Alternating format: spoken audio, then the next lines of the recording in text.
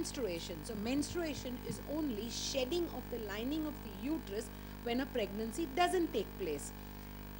Increase in the thickness of the lining of the uterus is because post-ovulation there's progesterone hormone which is increasing, and this progesterone hormone thickens the lining of the uterus. It basically, in layman's terminology, means making the bed ready for the baby to come and lie down.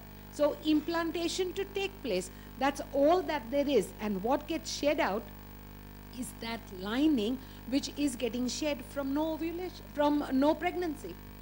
And that's about it. So it's not dirty, it's not bad, it's not healthy. It's not unhealthy, it's very healthy. In fact, I keep telling girls that if you are menstruating normally, every 28, 30 days means you're absolutely normal.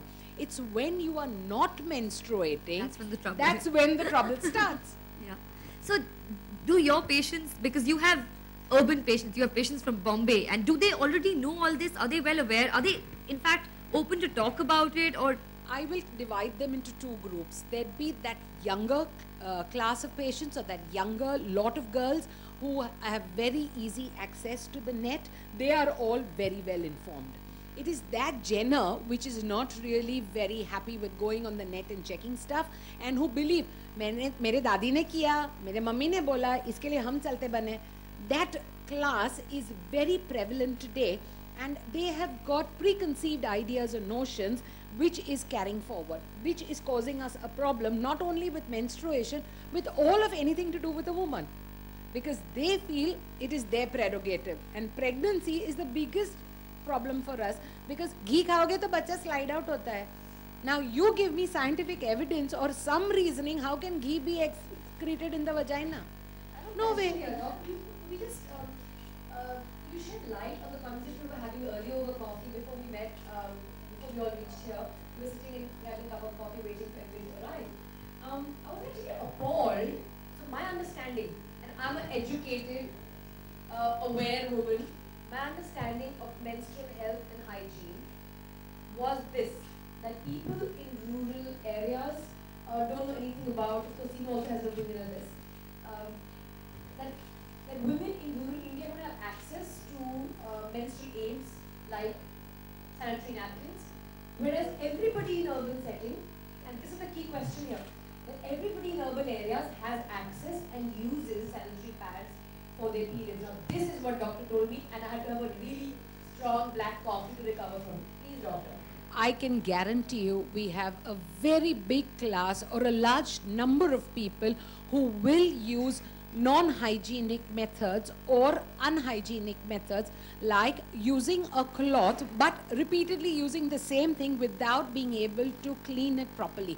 See, using a cloth is not wrong. Please don't get me wrong that I'm promoting use of a sanitary pad. That lower class of society, if it has to use a cloth, she's more than welcome to do it. But she has to wash it regularly, change it every 4 to 6 hours, dry it in the sun, which is extremely important. But menstruation is taboo. It is not something that she can do. So that is a dirty piece of cloth. She's not allowed to dry it or expose it to sun. She can't iron it with a hot iron. So how does she get rid of bacteria and fungi from it? So that is what is causing us a problem. And it's also not a function of economic. Not at all, not at all. I mean, there are sanitary pads which are available, which are relatively very, very cheap. And you will find women, and I can go on record saying this, they possibly wear solitaires in their ears and use. We all need to play a role in doing that. But do you guys also have classes like... Yes, we do. Yeah? We do it in grade 4 before girls start menstruating. Okay. So that there's, and we do. So is it like a sex education class, or yeah, is it is. It's a sex education class, awareness of, we call it Chupi Todo, good touch, bad touch. Yeah. Because a lot of boys and girls don't know good touch, bad touch. In fact, I was looking at something today which said the statistics are 1 out of every 6 boys is sexually molested in some form or the other, and 1 out of every 4 girls.